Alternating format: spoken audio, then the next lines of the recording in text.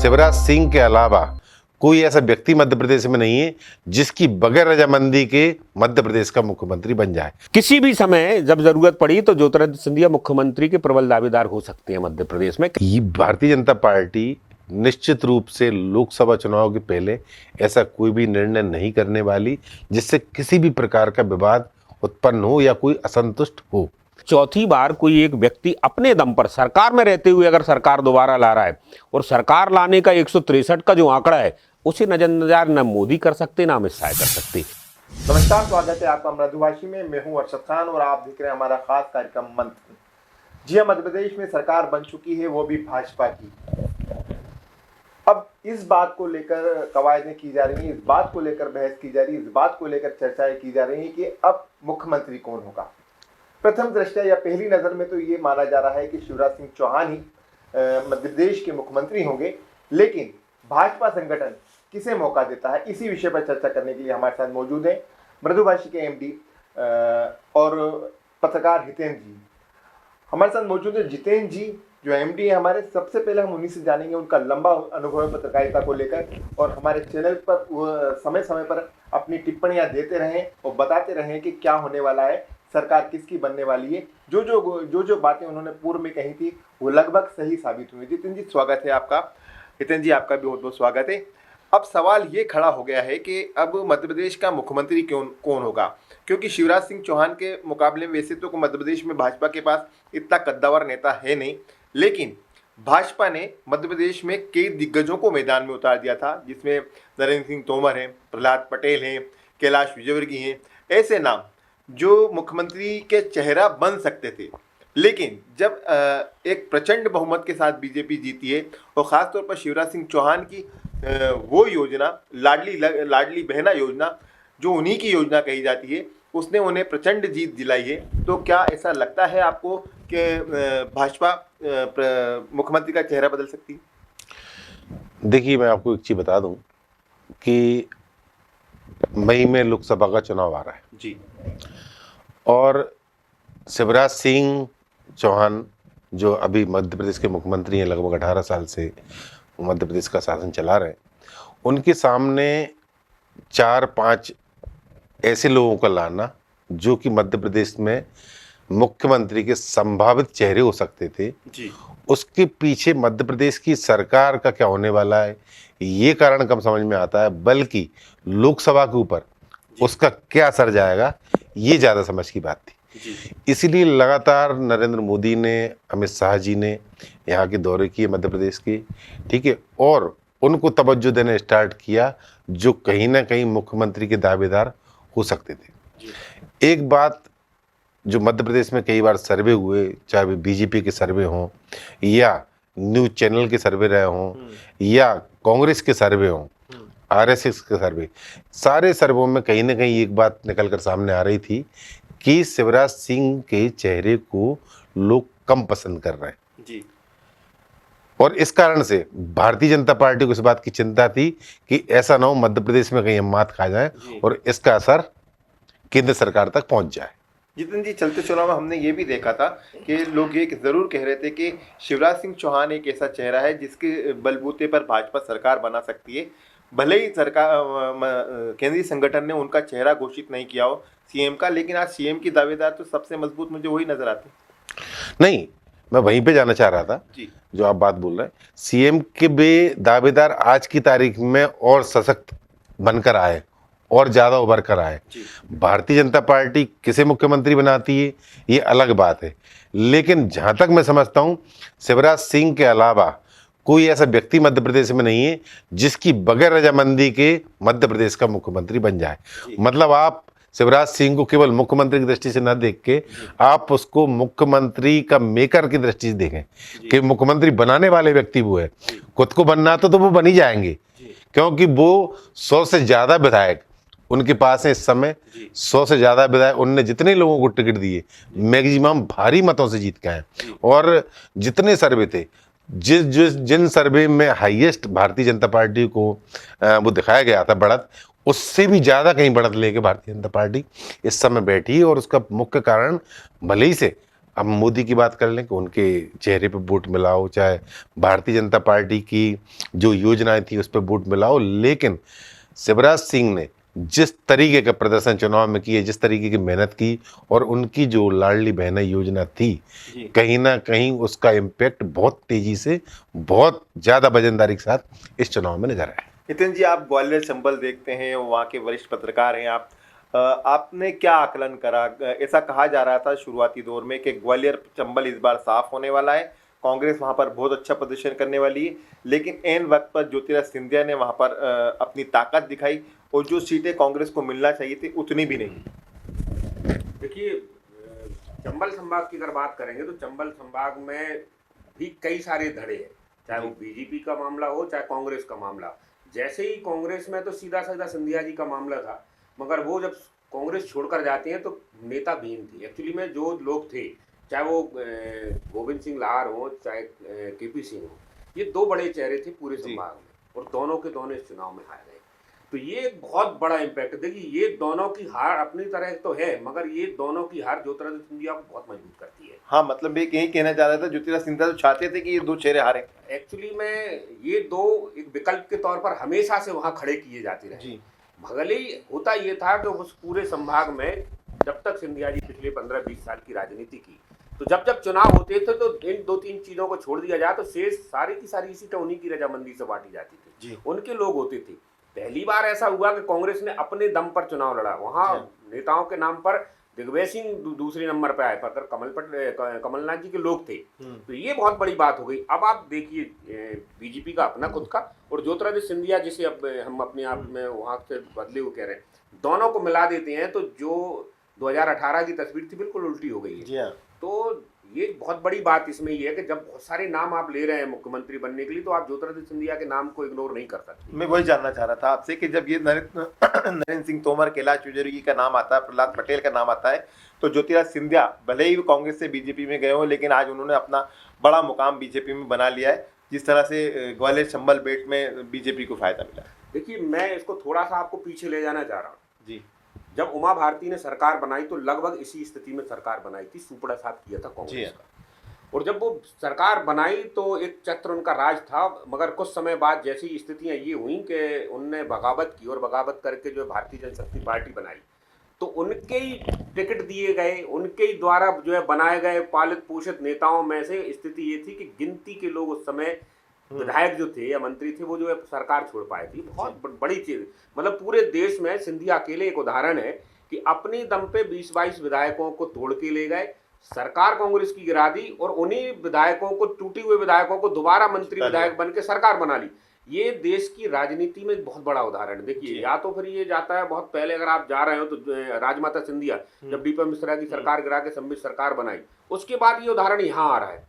तो केंद्र की अगर राजनीति में अगर आप बात करेंगे कि कुछ कोई भी छत्रप, देखिए आज 70-80 के दशक में छत्रपों की राजनीति थी वो खत्म हो गई है, तो अब कोई ऐसा छत्रप है नहीं है, कम से कम उत्तर भारत में तो ये समझ लीजिए, कि जो इतनी बड़ी मेजर संख्या में एक साथ विधायकों को इन्फ्लुएंस कर दे, और वो करने के बाद फिर अपने तरीके से उनको मैनिपुलेट भी कर दे। ये बहुत बड़ा तो केंद्र को ये लगा जी, आप ऐसा मानते हैं कि शिवराज सिंह चौहान, नरेंद्र सिंह तोमर, कैलाश विजयवर्गीय, प्रहलाद पटेल या कोई अन्य नेता, इसके अलावा ज्योतिरादित्य सिंधिया भी एक मजबूत दावेदार हो सकते हैं सीएम पद के लिए? ये कारण तो मैंने एक बताया ही, एक और दूसरा कारण आप हेमंत बिस्वा शर्मा का याद रखिए। जब अमित शाह ये कह रहे हैं कि भारत में कांग्रेस मुक्त करना है या कांग्रेस मुक्त भारत करना है, तो वो एक मैसेज देने की कोशिश कर रहे हैं, और वो मैसेज है हेमंत बिस्वा शर्मा, उसी परंपरा में ज्योतिरादित्य सिंधिया फिट हो रहे हैं।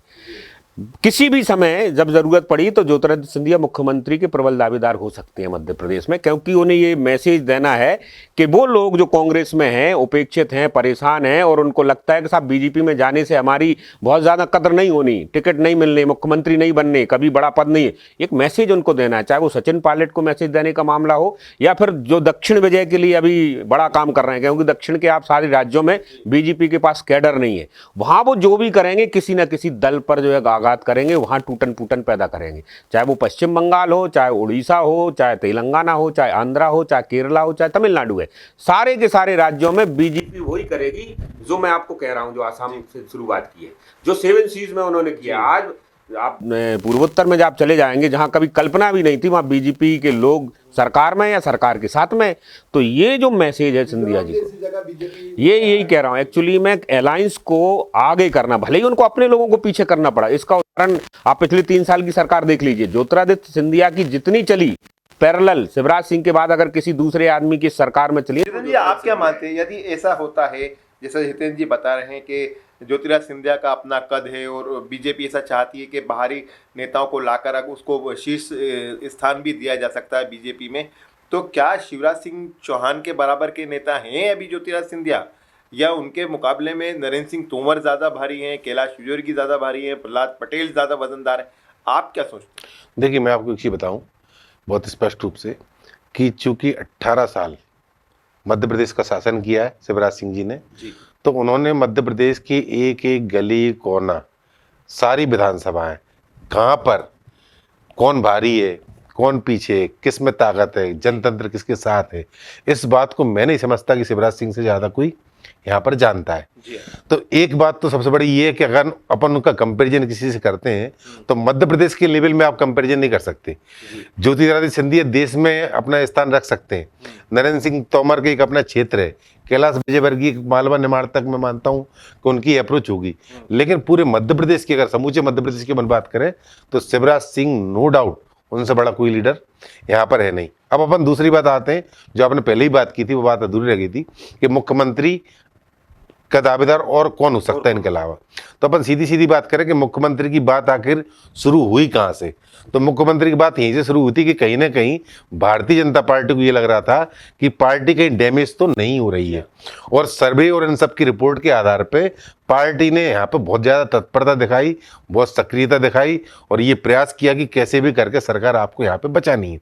इसलिए उन्होंने शिवराज सिंह को फेस को, हालांकि भारतीय जनता पार्टी 99% किसी भी जगह पे किसी भी चेहरे को सामने नहीं लाती, मुख्यमंत्री के तौर पे ये पार्टी का अपना निर्णय होता है और वे इस चीज़ का इंतजार करते हैं, क्योंकि भी चाहते हैं कि सबके नाम पर। जितेंद्र जी, पिछले चुनाव तो शिवराज सिंह चौहान के चेहरे पर ही लड़े गए, ये आपने ये देखा होगा, क्योंकि जब पहली मर्तबा जब दिग्विजय सिंह की सरकार गई, उमा भारती की सरकार आई, उमा भारती के बाद फिर जो मुख्यमंत्री बदलते गए, और अंत में जब शिवराज सिंह चौहान आए, जैसे बाबूलाल गौर भी रहे, फिर शिवराज सिंह चौहान आए, तो उसके बाद कंटिन्यू भाजपा ने शिवराज सिंह चौहान की, उनकी जो योजनाएं हैं, जो मध्य प्रदेश की जनता को उन्होंने योजनाएं दी, पहले लाडली लक्ष्मी योजना जो राष्ट्रीय स्तर पर चल गई, अब ये लाडली बहन योजना, तो इसने अपने आप को उन्होंने स्थापित कर लिया, कहीं मामा बन गए, कहीं भाई बन गए। नहीं, ये अलग बात है कि वो क्या बन गए। शिवराज सिंह तो हमेशा ही कहते रहे कि मैं इनके लिए काम कर रहा हूँ, करता रहूँगा, ठीक है। आज भी उन्होंने, कल भी मैं इंटरव्यू देख रहा था, कई जगह उन्होंने दी है, मीडिया को बताया कि उनके दिमाग में बहनों के लेकर बहुत सारी चीज़ें हैं, उनकी योजना अधूरी हैं, उन्हें महिलाओं के लिए बहुत कुछ करना है, बहनों के लिए बहुत कुछ करना है, तो उनकी इच्छा तो उन्होंने व्यक्त की है, ठीक है। लेकिन मैं आपसे की बात पूछता हूँ कि पिछले चुनाव में देखें या इस चुनाव में अधिकृत रूप से मुख्यमंत्री का प्रत्याशी उन्हें या उम्मीदवार उन्हें चेहरा उनको सामने लाया ही नहीं भारतीय जनता पार्टी ने। दूसरी बात, कहीं ना कहीं मुझे लगता है कि ऊपर शीर्ष नेतृत्व के सामने एक बात ये भी थी कि ये जो जितने भी मुख्यमंत्री के समय समय पर दावेदारी करते हुए नेता आए हैं, इन सब का भी ये पता चल जाए कि किसमें कितनी दम है, कौन कहां पर कितनी सीटें लाने का माजदा रखता है।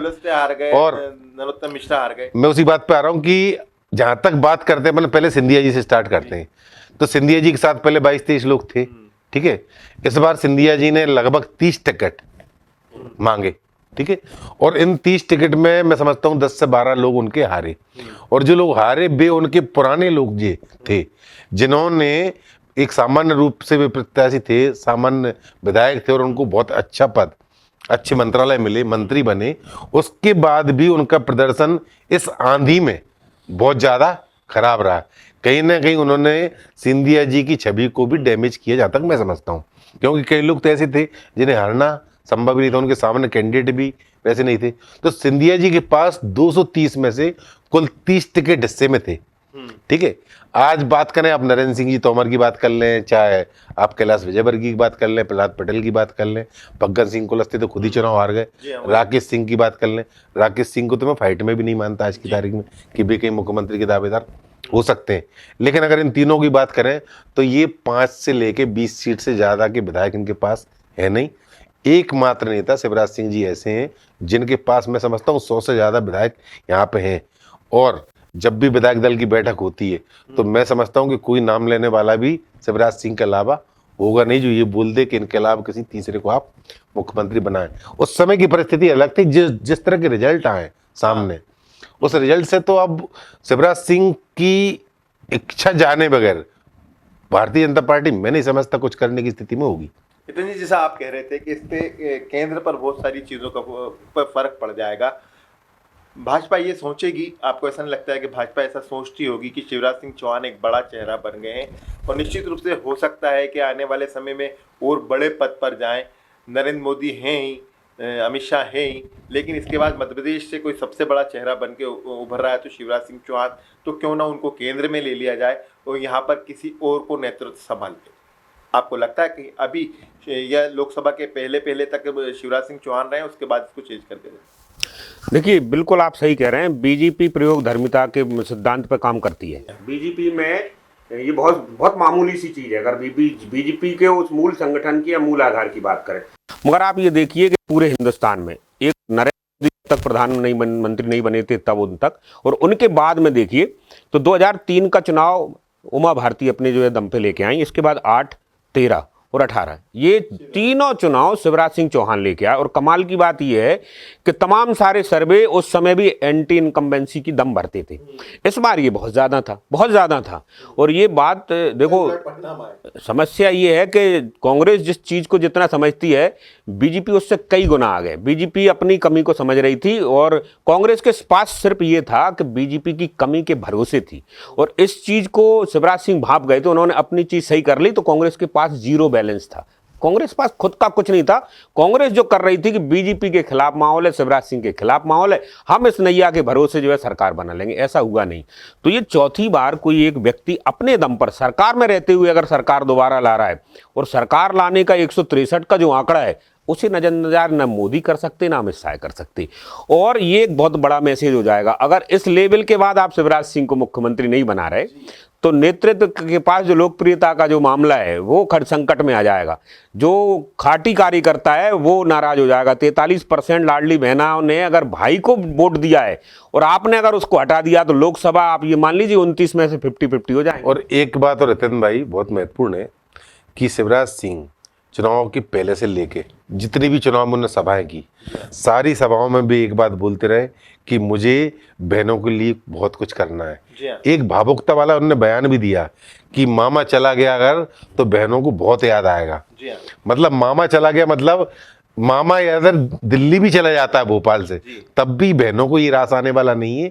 ये शिवराज सिंह का बयान उस समय भी था और आज भी चुनाव होने के बाद में भी उनका यही कहना है कि जो योजनाएं अधूरी हैं मुझे अभी इनके लिए बहुत कुछ करना है। तो तब भी रहेंगे तभी तो करेंगे। तो यानी कि अगर भारतीय जनता पार्टी का शीर्ष नेतृत्व कभी उन्हें हटाने की गलती करता है तो ये बहुत बड़ी मैं समझता हूँ भूल होगी। दोनों ही बहुत सीनियर हैं, लेकिन आपसे ये बात जरूर जानना चाहूँगा कि अभी तक के ना तो विधायकों की बैठक हुई है, ना ही बीजेपी ने कोई ऐसा कॉल किया है। ये बात जरूर है कि शिवराज सिंह चौहान से विधायक लगातार मिलने जा रहे हैं। इंदौर से भी कई सारे लोग गए हैं, देवास, उज्जैन, सब जगह से शिवराज सिंह चौहान से मिलने के लिए विधायक पहुंच रहे हैं, लेकिन अभी संगठन ने कुछ भी घोषणा नहीं की है। देखिए ये सारी चीजें क्या गर्भ में है? क्योंकि एक चीज और हितन जी ने भी कही और आप भी उस बात को दोहराते हो, मैं भी इस बात का कायल हूँ कि बीजेपी वो काम करती है जो सोचा नहीं जा सकता। इस बात में अपन हितन जी की राय भी ले रहे हैं बियाल, लेकिन मैं आपको एक चीज बता दूं कि चूंकि इन्होंने 5-7 दावेदार उतारे मुख्यमंत्री, ये भारतीय जनता पार्टी निश्चित रूप से लोकसभा चुनाव के पहले ऐसा कोई भी निर्णय नहीं करने वाली जिससे किसी भी प्रकार का विवाद उत्पन्न हो या कोई असंतुष्ट हो। तो निश्चित रूप से मैं समझता हूं कि सबको कहीं ना कहीं सेट किया जा रहा होगा कि तुम्हें ये करना है, तुम्हें ये देखना है, तुम्हें हम ये करवाएंगे, तुम्हें वो करवाएंगे। क्योंकि ये बात तो तय कि मुख्यमंत्री तो एक कोई बनना है। तो बाकी के जो लोग हैं वे कहीं ना कहीं, जैसे कैलाश विजयवर्गीय ने भी कई बार बोला, इंदौर की सभाओं में बोला कि आप ये मत मानना कि मैं केवल विधायक को चुनने आया हूँ, मुझे बहुत बड़ी जिम्मेदारी देने वाली है। ठीक है, नरेंद्र सिंह तोमर भी कैबिनेट मंत्री से और यहाँ पे विधायक का चुनाव लड़ने इसलिए नहीं आया कि बे सीधे वहां से इतना बड़ा अपना कैडर डाउन कर लें। ठीक है, तो जितने लोगों को भी उतारा उनको कुछ ना कुछ रेवड़ी तो पकड़ाई गई थी। अब वो रेवड़ी कहाँ पर एडजस्ट करना है, इसके लिए वक्त तो लगेगा। तो एक दो दिन में सब कुछ मैं समझता हूँ क्लियर हो जाएगा, ये कोई बहुत बड़ी बात नहीं है। इस बात को आगे बढ़ा रहा हूँ। अब 6 महीने पहले अगर आप जाएंगे तो सर्वों की आप बात कर रही है, बिल्कुल सही था, एंटी इनकम्बेंसी थी, मगर बीजेपी जिस सर्वे कर रही थी वो उसमें सारी चीजें थी। भ्रष्टाचार एक बड़ा मुद्दा था, काम ना हो पाना बड़ा मुद्दा था, कोविड के कारण पैसों की जो समस्या के कारण योजनाएं के जो लंबित हुई और उसके वजह से उपजा विवाद अपनी जगह में था। इन सब के मद्देनजर ये उनको लग रहा था कि शायद अभी स्थितियां खराब हो सकती हैं हमारे पास, मगर उस सर्वे में वो लाडली बहना को बिल्कुल शामिल ही नहीं कर रहे थे। मैं हमेशा कह रहा था कि आपके जितने भी सर्वे हैं सारे के सारे सर्वे आदमियों तक जा रहे हैं, महिलाओं तक नहीं जा रहे हैं। और उस सर्वे में भी 4 महीने तब तक जो है लाडली बहनाओं के खाते में पैसे जाने शुरू हो गए थे, मगर मैं फिर कह रहा हूं कि 4 महीने तक ब्रांडिंग नहीं थी इस योजना की। मैं आपको बताऊं, मध्य प्रदेश सरकार इस लाडली बहना के अलावा 4-5 बच्चों की और महिलाओं की टोटल मिलाकर 9 योजनाएं चला रही है, मगर किसी योजना की कोई चर्चा नहीं है। मगर अगर आप देखे जाए तो इससे ज्यादा पैसे की योजनाएं चल रही हैं। अभी मैं बीच में रोक रहा हूँ, मुझे हंसी इस बात के लिए आ रही है कि मैंने आज दिग्विजय सिंह जी के एक जो है फेसबुक पर पोस्ट देखी, और पोस्ट में भी लिख रहे हैं कि ओपीएस के जो वोट हैं, कर्मचारी जो वोट हैं, वे 199 सीट पर उन्हें बढ़त मिली 230 में से पोस्टल बैलेट में। तो उनका कहना ये कि ये कहीं ना कहीं जो है, जो जैसी ईवीएम स्टार्ट हुई तब दिक्कत हुई। तो मैं दिग्विजय सिंह जी जैसे नेता, जो इतने अनुभवी नेता हैं, उन्होंने इस बात को अभी भी स्वीकार नहीं किया कि ईवीएम, ये जो बैलेट पेपर थे, जो पोस्टल बैलेट थे, इनमें ये मैक्सिमम एक तो मेल थे, ठीक है। दूसरी बात, अगर आप फीमेल्स की बात भी करें, चलो उनको लाभ नहीं मिलता होगा कर्मचारी बहनों को, लेकिन जो लाडली बहना की ईवीएम में तो लाडली बहना के वोट थे ना, ठीक है। वे इस बात को आज भी स्वीकार करने की स्थिति में नहीं है। मैं एक्चुअली मैं उसी पे बात कर रहा था, चूंकि हम गांव खेड़े के पत्रकार हैं, मैं बहुत क्लियर बात करता हूं, और हम बिल्कुल उस नब्ज पर जाके काम करने वाले लोग हैं जहां से चीजें हाईटेक स्टूडियो में बैठ के ये चीजें नहीं निकल पाती। तो लाडली बहना को जो मैं बात कर रहा था, आप शिवराज सिंह चौहान ने मध्य प्रदेश के सभी 52 जिला मुख्यालय आसपास की विधानसभाओं में लाडली बहना सम्मेलन किया। अब आप उन लाडली बहना सम्मेलन का जो रैंप पर चलना और जिस तरह से एक भाषण जो तैयार किया गया, आप उसको निकाल के देखिए, और उसके बाद जो महिलाएं वहां से आती थी उनके रिव्यू सुनिए आप ना। उन रिव्यू मतलब आखिरी के 2 महीने में सारी योजना एक तरफ थी, सारे काम एक तरफ थे, सिंगल एक चीज थी। और ये देखिए, जो लोग आईएएस लॉबी के लोग थे या जो शिवराज सिंह कैबिनेट या उसके किचन कैबिनेट के लोग हैं, वो इस बात को समझ रहे थे, या कुछ और दूसरे लोग जैसे हम जैसे लोग जो नारी विमर्श पे या महिला सशक्तिकरण पे बात करते हैं, हमको वो चीज़ समझ में आ रही थी। मेरे कई सारे पत्रकार जो बहुत बड़े लेवल के हैं, जो दिल्ली में बैठ रहे थे, वो इस बात से इत्तेफाक ही नहीं रख रहे थे कि लाडली बहना। तो मैंने एक छोटा सा एनालिसिस अपने चैनल पे किया, और अशोकनगर एक छोटा सा जिला, उसके संदर्भ में उनको बताने की कोशिश की कि सर, इस एक विधानसभा में 58,000 महिलाएं जो है लाडली हैं, टोटल 1,05,000 महिलाएं लाडली हैं, ठीक है ना। अब आप जब वोटिंग हुई तो 78,000 महिलाओं ने वोट किया, यानी 75% महिलाओं का वोट है। अब उसमें भी आप ये देखिए कि जो वोटिंग शेयर है वो उन महिलाओं का ज्यादा है जो लाडली हैं। उन महिलाओं का बहुत वोटिंग था, जैसे जो जनरल कैटेगरी की हैं या जो बहुत ज्यादा क्लास है या जिनमें वोटिंग ट्रेंड नहीं है। कुछ ऐसी जाति जहाँ की महिलाएं वोट डालती नहीं है। मुझे एक जाति ऐसे याद है कि जहां लगभग 90% से ज्यादा उनकी वोटिंग परसेंट 92% है। आप समझ रहे हैं। तो अगर मान लीजिए कि 46,000 टोटल महिलाएं बचती हैं उस जिले में, उस विधानसभा में, जो लाडली नहीं थी, और उनमें से 50% ने वोट नहीं दिया, तो 22,000 महिलाओं ने वोट नहीं दिया। मगर जो 58,000 महिलाएं जो है लाडली थी और उनका 75% का रेशो भी आप निकाल रहे हैं, तो वो करीब 45,000, 47,000, 48,000 के आसपास है। अब एक और चीज मैं आपको बताता हूं इसमें, जैसे मेरी पत्नी लाडली बहना नहीं है, एक बहुत मेजर चीज है जो कांग्रेस अपने पक्ष में करने की कोशिश कर रही थी। बोले साहब, जो 46 नहीं बनी उनका तो उनको सहना पड़ेगा। वो भूल गए एक्चुअली में कि मेरी पत्नी इस बात को लेकर कोई असहमति नहीं जता रही कि गरीब को क्यों पैसा मिल रहा है, या एक सर्विस करने वाली महिला को इसकी कोई दिक्कत नहीं कि 1,000 उसके घर में काम करने वाली बाई को क्यों आ रहे हैं। ये बहुत छोटे लेवल की सोच थी जो इस बात को सोच रहे थे कि साहब इससे विरोध होगा। अब दूसरी जो विरोध की बात कर रहे थे, एक और देखिए, 60 वर्ष से ऊपर की कोई महिला लाडली नहीं है, मगर 60 वर्ष से ऊपर की सारी महिलाओं को वृद्धावस्था पेंशन मिल रहा है। जो 400 थे, देखिए इसमें भी और समझ लीजिए, ये जो 400 थे उसको बढ़ा के 1,000 किए उन्होंने, 600। ये कोई समझ ही नहीं पाए कि 1,000 जो लाडली को दे रहे हैं उनको भी 1,000 पहुंचा दिए, और जिन छात्राओं को जो 21 वर्ष से 18 के नीचे थे उनको भी ऑप्शनल जो है स्कीमें दे दी, स्कूटी की दे दी, पढ़ाई की दे दी। तो ऐसा नहीं कि उनको छोड़ा गया हो। एक और बड़ा आंकड़ा इसमें मैं बताऊं, प्रदेश भर की आदिवासी महिलाएं लाडली नहीं है। लाडली बहना की नहीं है। उन्हें पोषण आहार के नाम से ऑलरेडी 1,000 रुपये महीने मिल रहा है और वो पिछले कुछ वर्षों से चल रहा है, जिस पर प्रयोग बीजेपी कर चुकी थी। तो ये इतना बड़ा, मैं और एक और बड़ी चीज़ कह रहा हूँ, जितनी मेरी समझ है कि जो लाडली बहना थी और किसी कारण के कारण उन्होंने शिवराज सिंह को या बीजेपी को वोट नहीं दे पाया, अब उनके अंदर बात कीजिए आप, बड़ी कसक है उनको। कुल मिला के माना जाए कि शिवराज सिंह चौहान मुख्यमंत्री बनने जा रहे हैं, ऐसा मान लिया जाए कि शिवराज सिंह चौहान एक बार फिर से मुख्यमंत्री बनने वाले। और साथ ही एक सवाल इसके साथ और खड़ा होता है, जितेंद्र सर आपने भी उसको कहा अभी बीच में कि इतने बड़े कद्दावर नेता जो केंद्रीय मंत्री यहाँ आकर विधायक का चुनाव लड़ रहे हैं, राष्ट्रीय महासचिव चुनाव लड़ रहे हैं, और भी तमाम बड़े नेता सांसद चुनाव लड़ रहे हैं, हार रहे हैं, जीत भी रहे हैं, ज़्यादातर जीत गए, उनमें से हारे कम, इनको रेवड़ी बांटी जाएगी। तो क्या रेवड़ी बांटेंगे? क्या केंद्रीय मंत्री नरेंद्र सिंह तोमर जो कृषि मंत्री हैं केंद्र में, वो क्या मध्य प्रदेश के क्या लोक निर्माण मंत्री बनेंगे? क्या वो नगरीय प्रशासन मंत्री बनेंगे? क्या वह गृह मंत्री बनेंगे? कैलाश विजयवर्गीय जो भाजपा के राष्ट्रीय महासचिव हैं, जिनके पास एक इतना बड़ा पद है, क्या वो कोई सा मंत्रालय में जाकर बैठ के काम करेंगे? आपको क्या लगता है? देखिए, एक बड़ा प्रश्न नहीं, क्योंकि शिवराज सिंह चौहान मुख्यमंत्री बनना तय, उसके सबसे बड़ी वजह ये कि उन्हीं के चेहरे पर लोगों ने वोट दिए, लाडली बहना ने उन्हें अपना भाई मानकर उन्हें जिता दिया। देखिए, एक बात तो मैं आपको बताऊं कि भारतीय जनता पार्टी में जो ऊपर उन्होंने सोच लिया वही करते हैं। वो इस बात की ज़्यादा चिंता करते नहीं कि किसको कौन सा अंतर पड़ने वाला है, फिर भी महत्व देने का प्रयास जरूर किया जाता है और किया जा रहा होगा।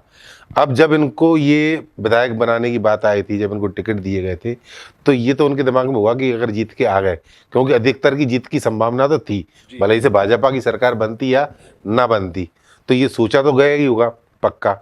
अब सबसे ज़्यादा ज़रूरत भारतीय जनता पार्टी को इस समय दिल्ली जिताने की, जी ठीक है, देश की सरकार बनाने की है। तो कहीं ना कहीं संगठन में इनको महत्वपूर्ण पदों पर जिम्मेदारी देने की बात आ सकती है। दूसरी बात, जैसे सिंधिया जी की अपन करें तो सिंधिया जी अभी राज्यसभा से सांसद हैं, ठीक है। इंदौर में जब भी सिंधिया जी आए तो ताई के घर जरूर गए, तो ये ऐसा भी हो सकता है इंदौर में एक वर्ग समाज के ऐसा है जिसका बाहुल है, बड़ी घोषणा कर दी है, और इसके आसार अभी से नहीं, कुछ जब से सिंधिया जी बीजेपी में गए तभी से कवायदें की जा रही थी कि एक मराठी बहुल्य क्षेत्र कहलाता है इंदौर, बिल्कुल माँ अहिल्या की नगरी कहलाती है, तो यहाँ से सिंधिया को मौका दे सकते हैं। तो ऐसा भी कर सकते हैं। और इन जितने भी विधायक के लिए खड़े हुए हैं, इनको पार्टी जहाँ पिछली बार सांसद का चुनाव नहीं जीत पाई, वहां पर भी एडजस्ट करके, क्योंकि अभी सबसे बड़ी प्रायोरिटी इन सबके सामने भी और शीर्ष नेता सामने भी एक ही है कि ज़्यादा से ज़्यादा हमारे लोग जीतकर लोकसभा के इलेक्शन में आए। तो पार्टी बहुत बड़ी है, बहुत बृहत है, ठीक है, और पार्टी के निर्णय को इच्छा से या अनिच्छा से सबको मानना ही पड़ता है, क्योंकि अब किसी के पास विकल्प नहीं। कांग्रेस खत्म है, अगले कितने साल तक ये पनप के दोबारा आ पाएगी ये कहना आज से बड़ा मुश्किल है। अभी तो उन लोगों के सामने समस्या खड़ी है जो उनके खुद के लोग हैं, ठीक है। तो भारतीय जनता पार्टी के जितने भी बड़े नेता हैं, मैं नहीं समझता कि इनके पास ऊपर की बातें मानने के अलावा कोई विकल्प होगा। जी, आप क्या सोचते हैं? ये इतने बड़े नाम मैंने आपके सामने लिए, केंद्रीय मंत्री हैं, राष्ट्रीय महासचिव हैं, क्या ये मध्य प्रदेश के किसी मंत्रालय का काम देखेंगे? क्योंकि केंद्रीय मंत्री होना अपने आप में एक बहुत बड़ी बात है, और कृषि मंत्री होना इस देश का, जो कृषि प्रधान देश है हमारा, जहाँ पर किसानों की रोज समस्याएं होती हैं, किसानों को उससे रोज रूबरू होना पड़ता है। देखिए, बीजेपी जिस ट्रेंड पे चल रही है वो मुझे जो लग रहा है कि छत्र पैदा नहीं करने देगी। अब ये लोग अगर चुनाव नहीं लड़ते, तो मैं आपको बता रहा हूँ कि ये हवाबाई नेता हैं सारे के सारे, कोई चुनाव प्रबंधन समिति का आदमी है, कोई कुछ है, तो ये लड़ाई करते टिकट लेने में, ये अपने अपने पॉकेट्स में अपने अपने लोगों को टिकट दिलाते और वहां पर अपने हिसाब से चीज़ों को मैनिपुलेट करते, और फिर जीत हार के बाद सारी की सारी चीज़ें वहां पर जो दबाव समूह के तौर पर काम करते। बीजेपी इस मामले को समझ चुकी थी, एक चीज़ ये, और दूसरी, उस समय शिवराज सिंह के खिलाफ या सरकार के खिलाफ जो एक माहौल था, उस चेहरे के विकल्प में 2-4 लोग खड़े करने थे।